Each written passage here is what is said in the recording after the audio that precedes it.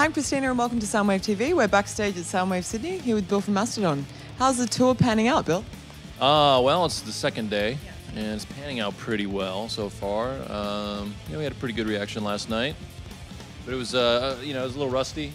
We haven't played a gig in about 6 months, so. You've been deep in creative places. Yeah, we just recorded a new record, which is, we did about 15 songs. I don't think they're all going to be on the record, but we have those to choose from, with a really nice guy named Nick Raskulinix. It's pretty special. He's very As special. a producer, yeah. I love that guy. Why did you pick him, and what did he kind of bring from a personal and production perspective? I've heard his name for a while, and he's done a lot of really great records. And just talking to peers of mine, friends of mine from other bands, they're like, "Oh yeah, Nick's the best," And I love a lot of the records that he's done. He's wanted to work with us for a while. When you try to, recording a record is like such a deep process and time-consuming. You kind of have to really plan for it, and sometimes the producers that you want to use are busy. So you kind of have to, the planets have to align just right for everything to work out. We've been pretty lucky. He put some stuff on hold because he really wanted to work with us, and he's wanted to work with us for years.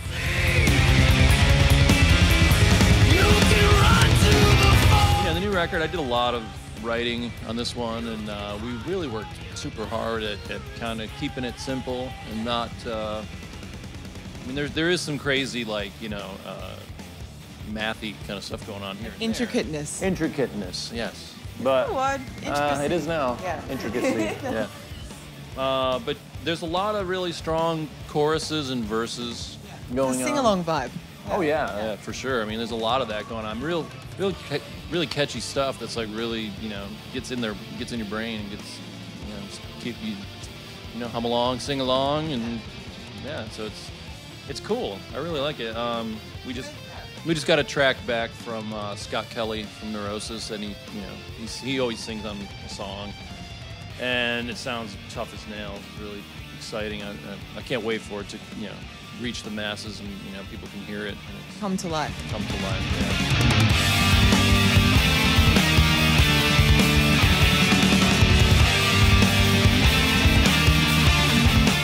Your earlier albums are a lot more rough-hewn. Is that a conscious decision? Well, I think with every record we do, it gets a little more better. Yeah. If I could say that.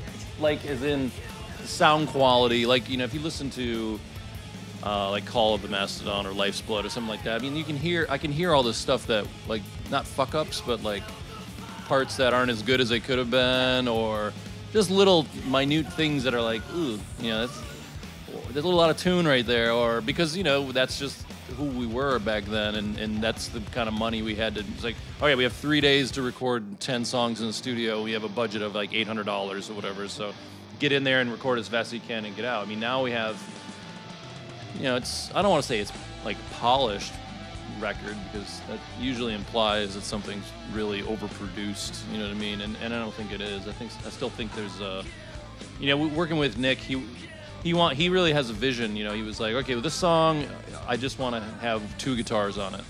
A lot of times you layer lots of guitars and build it up, make it sound thicker, and add all kinds of harmonies and all that stuff. He's no, I was like, you don't want me to thicken that part up? He's no, I think it sounds cool, just 2 guitars, you and Brent, and pan it left and right, bass in the middle, whatever. Bare bones of the centrals, yeah. Pretty bare bones kind of take to it. So, but other parts, there's lots of guitars. There's acoustic guitars under, electrics and all sorts of stuff going on. And I think maybe it definitely sounds. It just sounds more kind of polished and professional because grown-ups. I'm a grown-up man now.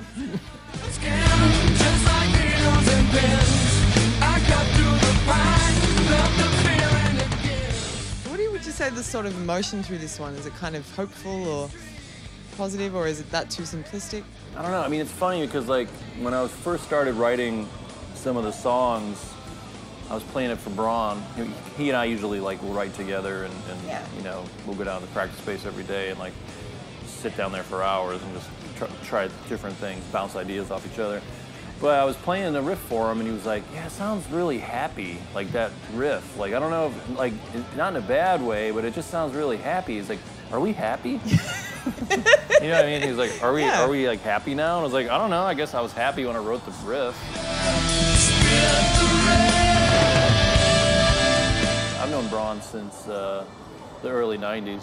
Yeah. How did you guys meet? We're both from upstate New York. Yeah. And I used to play in a band. Well, I played in a lot of bands. Yeah. And he played in a lot of bands too. Yeah. And I went to go see his band play. It was called Lethargy. Yeah, yeah. And when I saw them play, I had no idea who they were. I thought they were like a national act because Yeah. they were so fucking good. Yeah. Really good.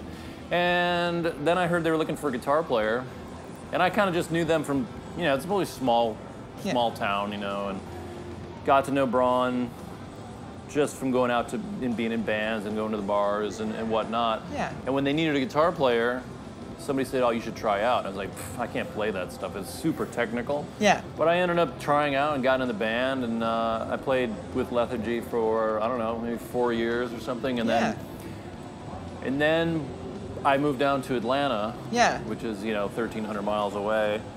And I gave up all my bands and I tried to form something new down there, and nobody was really into what I was doing and vice versa. So I ended up moving back to New York because Braun was like, "Man, we're gonna get the band back together. We're gonna take it seriously this time. We're gonna go tour. We're gonna make a record."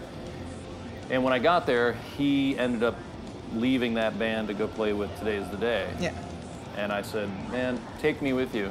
Like, I'll play the triangle, I'll play the bass, I'll play guitar, whatever, you know, whatever it takes." I needed to do something with my life. So I ended up trying out for that band, and I got into Today's the Day for a while, and you know, it was a year or so, and then when it was time to leave that band, I said, "Come back with me down to Georgia," because there was no drummers down there. And I was like, "Even if you don't play with me, I'm sure you can find a gig."